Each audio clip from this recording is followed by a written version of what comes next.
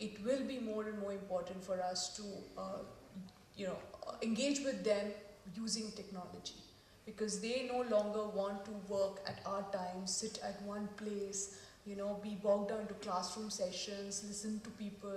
Like you said, they engage with technology very differently, they learn very differently, and they want to be, communicated to very differently. They don't want to be told, they have to interact. So therefore. So Sandeep, is technology just a fad? And if it is not, how do you measure the effectiveness? So actually with all these social media tools, there are in fact measures as well that come along with that. So you can start measuring a lot of effectiveness using metrics. So we, being the marketing company, we have our own tools to measure the engagement or the usage of these technologies. So is it partly a fad? I don't think it's a fad, it's in fact taking over. It's the whole social media with Gen Y is actually taking over. That's becoming a part of life for everyone else. At least, especially the Gen Y, it's becoming a part of life. So for them, it's not going out. They're using Facebook every day. They're using these tools every day. For maybe the earlier generations, yes, the adoption is going to be very hard, and that's what they may feel it's fad. But for the Gen Y, it's not. For people like me, it's definitely not fad. Well, let me ask, is the use of technology intrusive? Maybe you can handle it. I mean, you talk of work-life balance on one hand, and all of us are looking at BlackBerries to see which is the last mail came in 3 minutes ago. And at 11 o'clock you get a mail and you want to reply at 11:05. So what is happening to work-life balance?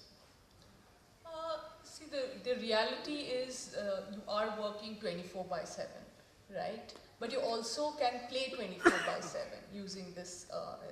So I can be with my child at home doing her homework and yet replying on mail. So I don't need to be in the office because Which is the flexibility. Yeah, so there is a huge... Quick answer, Gautam. Social media being used for opinion building, when we saw Anna Hazare and Obama, isn't it misused at times? Quick answer.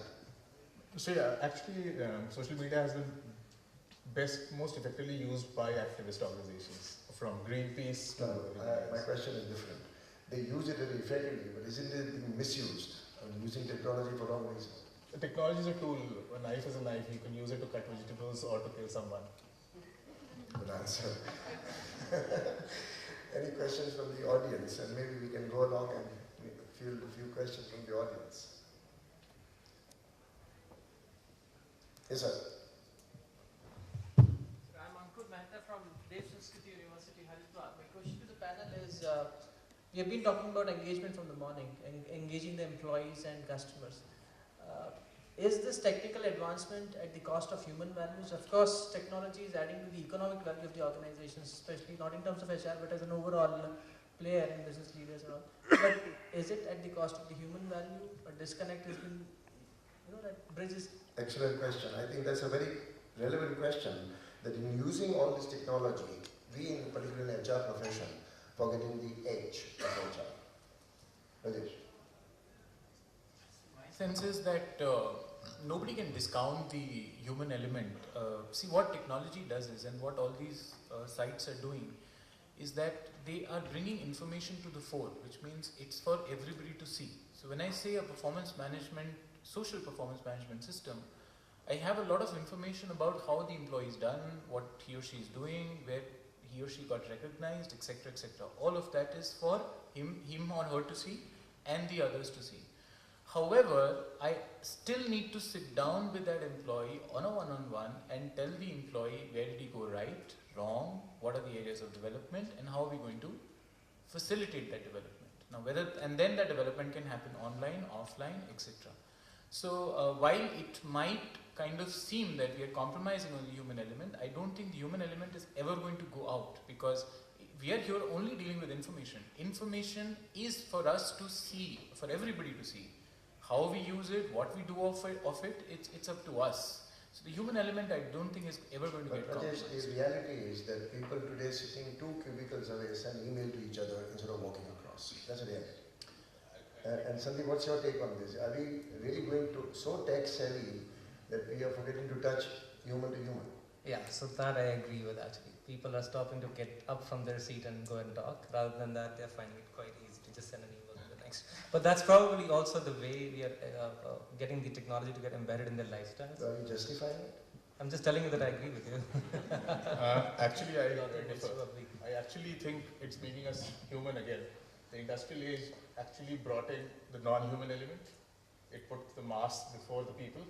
Now we're going back to the pre-industrial age where guilds and apprentices groups learned from each other as equals. We're going back to that age with a technology element. So To learn. actually we're getting back to more. But Suchita, what happens to the here- human interaction piece? No, I don't think sending an email to 2 blocks or to my person sitting next to me is negative, because I think I'm going to be working on a certain project, and while I'm working on that project, I'm sending these emails out, but doesn't mean she or he is actually working on the same project that I'm working on at the same time. And therefore, I'm respecting that person. So whenever that person has time, they look at that email and they reply back to me. But there are mothers who So- send mail to their daughter from kitchen and ground If that floor is the to way- daughter in first floor, dinner is ready. Yeah, No, so the fear so factor- that is taking things. But even I've done that, because Done. sometimes she just does not listen. So I put her on the Facebook, come to the kitchen immediately, and she comes. So, I mean, is, So I mean, it's just better to than add on, screaming sir, your head off. the fear factor is only one. I mean, are we engaging people to people or people to technology? Technology is a tool, is a medium, of course, well appreciated. But eventually what is happening is gradually we are disconnecting with the people to people and connecting more with technology just to I'll kind of give you an using a step. example, so we have something called Manu Blogs. Manu Anand is our CEO. And 5 years ago, 7 years ago, probably, his voice would be heard once or twice a year on a town hall, and some people would be able to see him if he went to that market or not went to the market. Today, because of that Manu blog, he's got a very open style of writing. He writes and invites comments. And people can interact with the CEO of our company without going through any bureaucratic hurdles. So it actually gets them closer to knowing who their CEO is, asking some questions. Sitting today, I can ask Indra Nui any question. It is that kind of engagement which, if you say only if I see her, it may be once in 5 years that I get to see her, that I'm going to ask her, engage that question, is very different. Today I can engage with her at any given point of time. So So let me that's ask one very quick one, rapid round. What is your favorite toy on the technology, Rajesh? Favorite toy? Or side, or what media what's your personal favorite? No. I like the iPad, and there are lots of those, detective games on it, which I really love. Come on, I deal with HR software all the time, so I'll refrain from answering that. I've shown you so much. You can So play I Angry think Bird in a iPad meeting. detective games. Actually, you can play Angry Bird in a meeting and look very busy. Well, this is much later in the night. What's your favorite? My favorite Twitter. Twitter? Sujita? Facebook. Facebook? Something? There's something called Flipboard on iPad. Flip?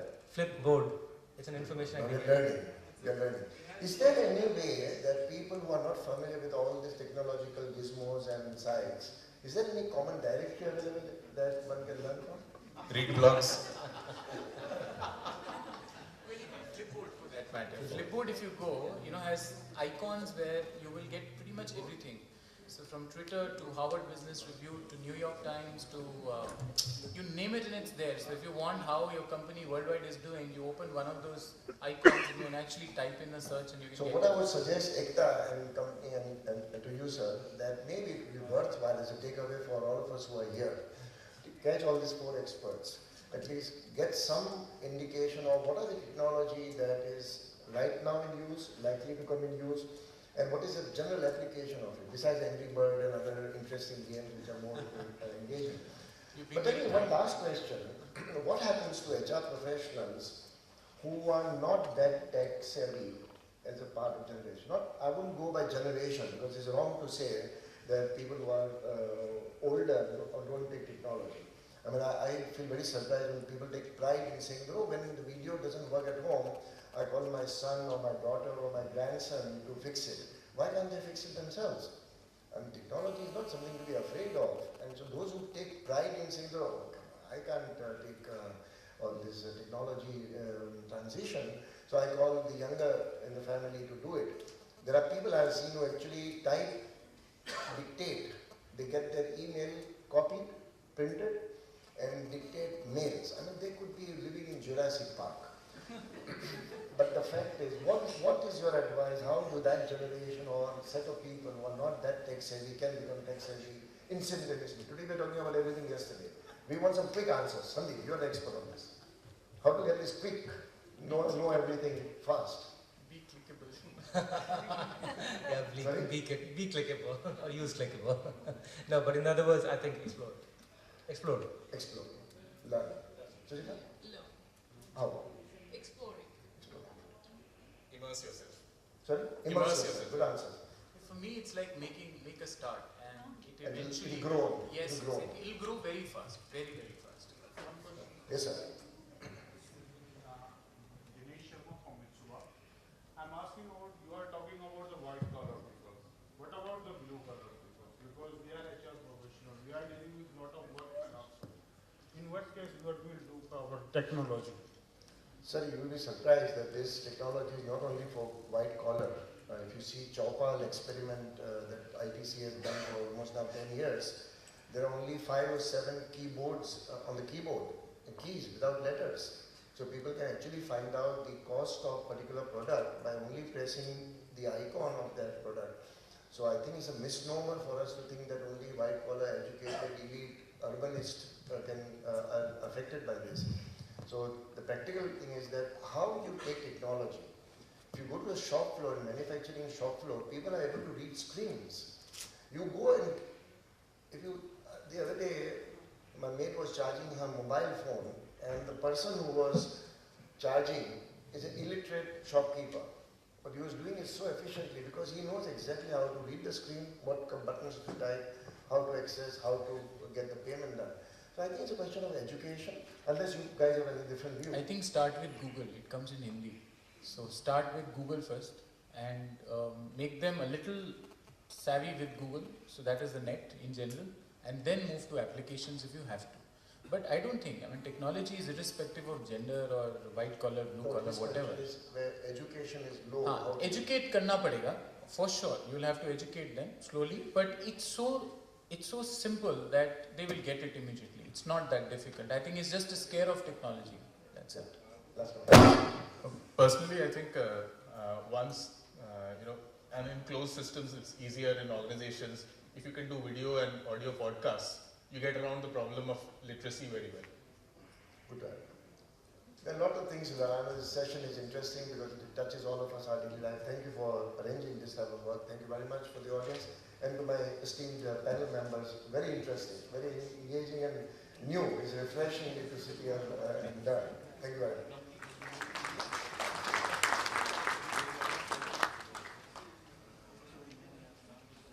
That concludes session 3. I hope we had a very learning and engaging session, and that gave us a lot of food for thought today. Before we proceed on with the memento giving ceremony, we'd like to show you a small film of Nitman, one of our sponsors for the program today.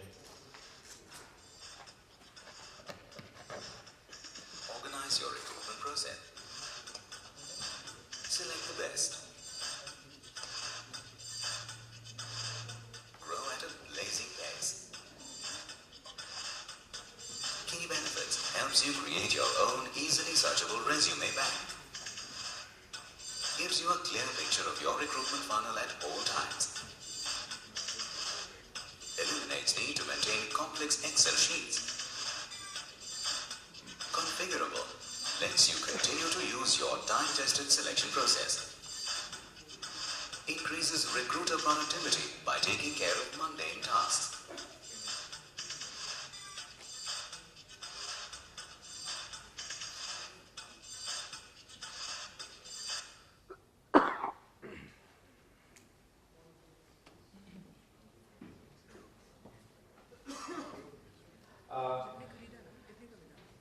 I would like to invite Mr. Anadi Sinha from NetAmbit to give away the memento to our chairperson, Mr. Akhil Basrai.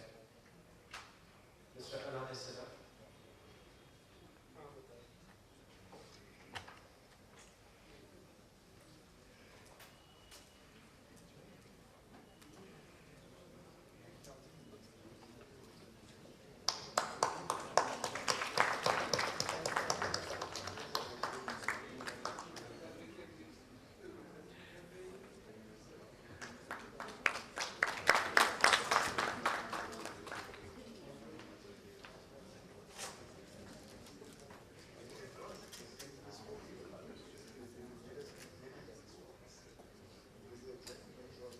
Thank you, Mr. Sinha. Ms. Shikha Singhal from Netman will give the memento to Suchitra Rajendra. Shikha Singhal from Netman.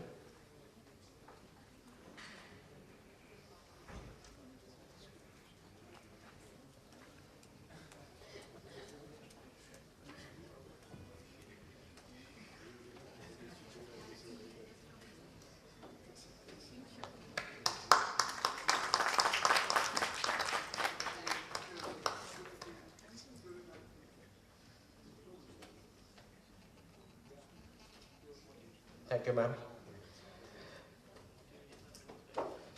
May I request Mr. Harsh Arya from JBM Group, Mr. Harsh Arya, to give away memento to Gautam Ghosh.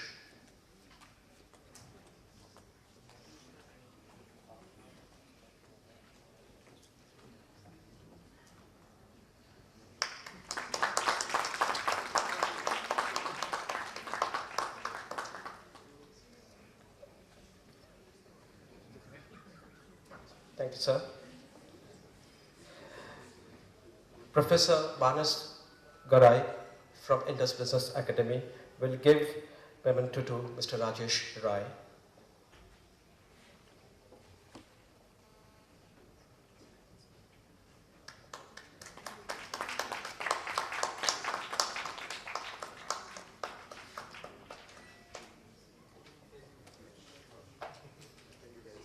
Thank you, Manas. He's my colleague also. And finally, Dr. Ikta Saxena will give a memento to Mr. Sandeep Sahi.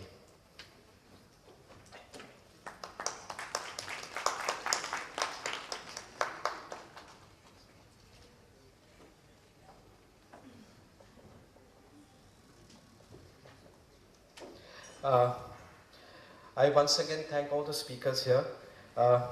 We'll have a tea break from 3:30 to 3:45. After 3:45, we will all assemble here for the session 4.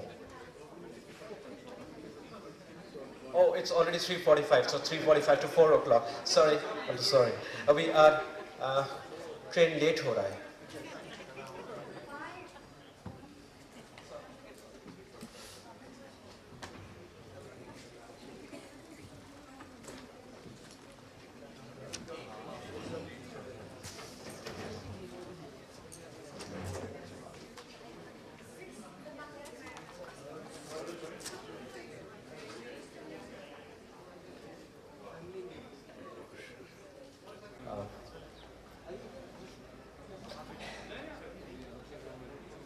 Welcome to the session number 4. The topic for this session is sharing best HR practices for value proposition by HR practitioners.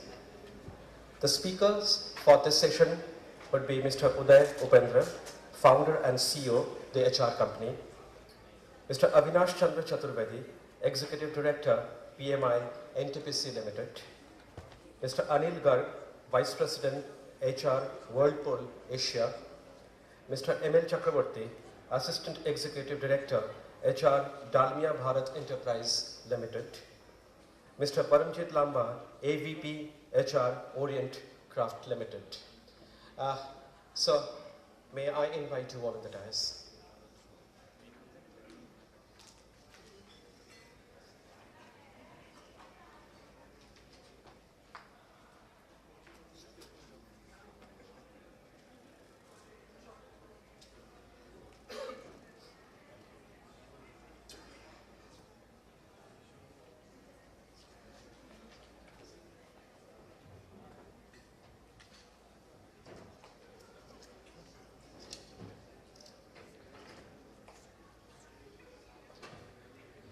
Chairing this session is Mr. Uday Upendra.